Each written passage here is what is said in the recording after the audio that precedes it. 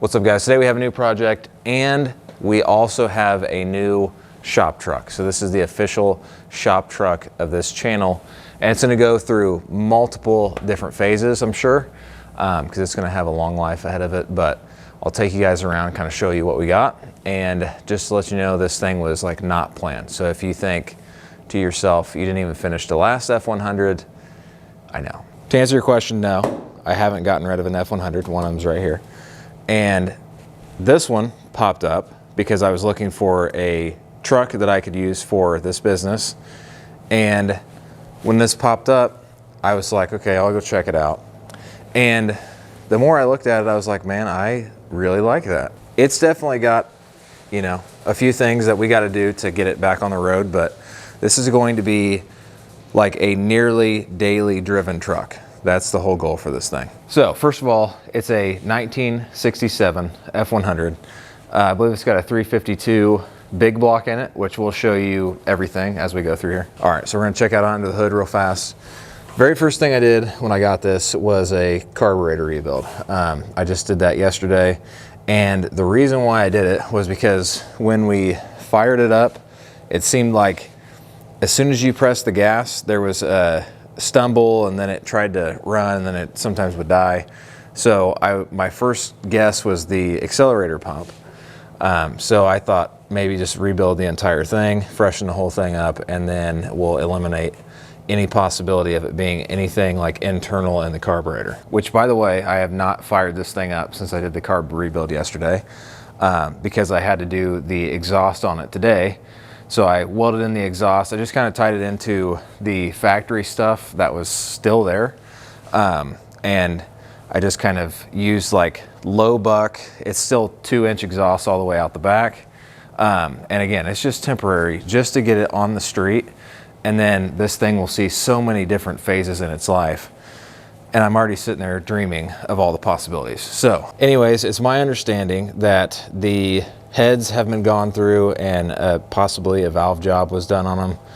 So that's been freshened up. The bottom end, I think, is pretty much untouched. I can't say it's all factory original stuff, because apparently this truck was used as like a handyman's truck. So we're not really sure what's going on with the bottom end. We do know that it runs and drives because I went for a little test drive, and obviously there were some things that we needed to address to get it to be like worthy of a daily driver. There's a fairly new battery in there. Transmission's been gone through. The brakes have been gone through. And I think the brake, like when I say gone through, I mean new brake parts.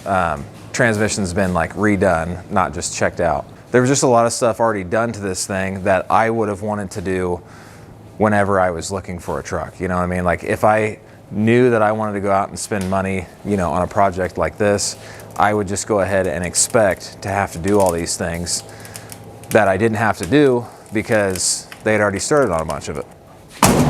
Let's go inside the cab now. So the doors seem to be shutting really nicely, and they seem to be lined up fairly well. But this is the inside. And guys, I haven't even cleaned anything in here. I just literally pulled it in here and started getting to work on all the busy stuff. But definitely needs a new dash pad. Don't know what they were thinking with this choice of fabric here or the headliner. But we'll go ahead and put a new seat cover on those one day. It looks like they did put some floor pans in, and they're just kind of tack welded every few inches or so. I believe the last owner said that there was some wiring issues and stuff that I have to sort out. So again, I haven't even gone over this whole thing. I'm just kind of introducing you guys to this because there's going to be a lot of updates coming on this whole build. All right, we're gonna see if we can get this thing fired up here.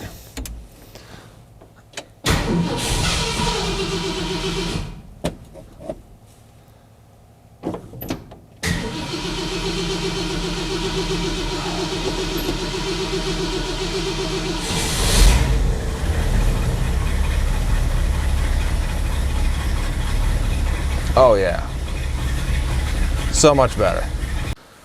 All right guys, so ignore the new project we have in store. That's gonna be in the next video. Right through those doors is my brand new shop truck.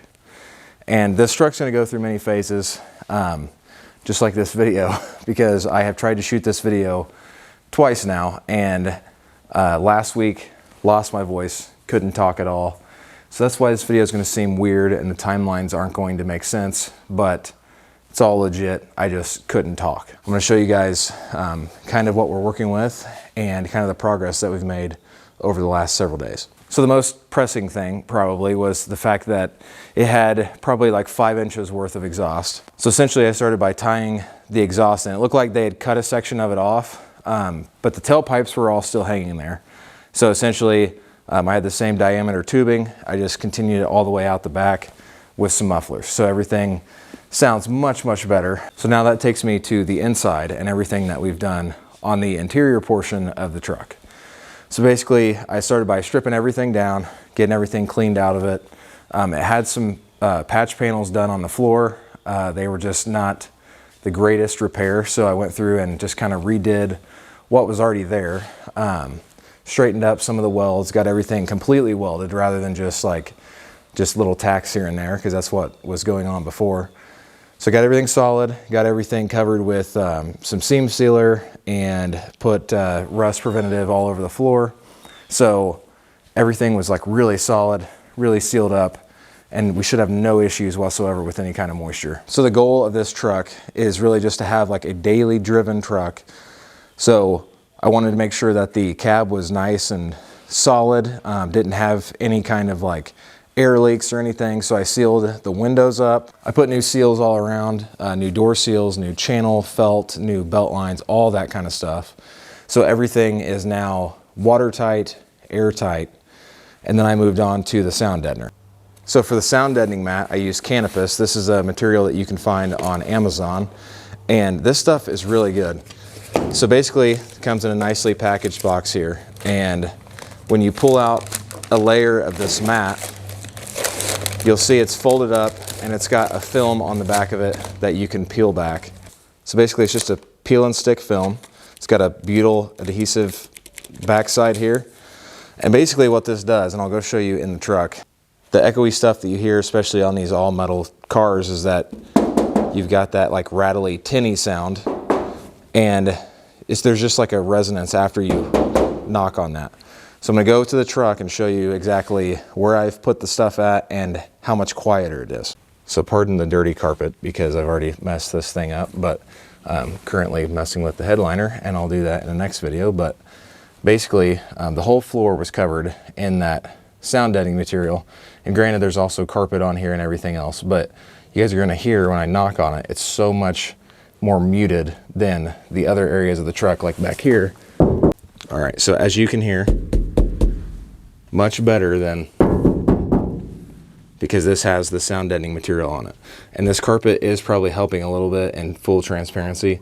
But again, even if you put this piece of carpet up here, it's not gonna help with those vibrations because it's not making full contact to really break up that vibration. So even if this carpet was applied right here, you'd still have a lot of that, versus right here, that's much more muted. Even in the colder temperatures that I've had, like out here in the shop, this was still really easy to work with. The colder temperatures make this stuff a little less flexible, but still, I mean, it did everything that I needed it to do for that cab. If you're trying to do like a really, really intricate curve, you may have to make like little relief cuts just to get it to stick down, especially if you're doing it in cold weather.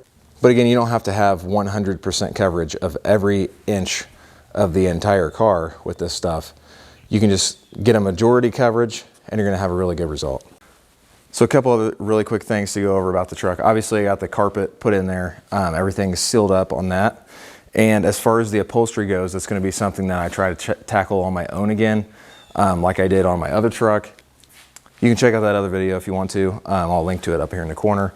But honestly, it was quite humorous trying to learn how to use a sewing machine for the first time, and the product was not that terrible. So with that being said, I'm gonna try to cover that myself. And again, you know what, it may not be the greatest result, but we're gonna try it because upholstery has been something that I've always wanted to dabble in, because then I'd be able to do everything in-house right here. So we're gonna work on it. All right, so the truck is running pretty good. It does seem that there is some minor little vacuum leak somewhere. So I do need to do some tuning and kind of maybe try to diagnose that, because every single time I open the choke all the way, it wants to start to stumble. So, and then when I back it off, it's starting to run better again. So it's getting too much air, not enough fuel. So I'm going to mess with the fuel mixtures and everything. And I've got a new ignition system just to eliminate that. The points have not been updated. So that's going to be something that, instead of doing points, I'm going to go to a Protronics setup with the little control module inside the points cap. So that'll also be in a video. But this is the first of many, many videos and many, many phases for this truck. So please stay tuned. Make sure you're subscribed to the channel. I appreciate you guys watching. I appreciate your support. I'll catch you guys in the next video.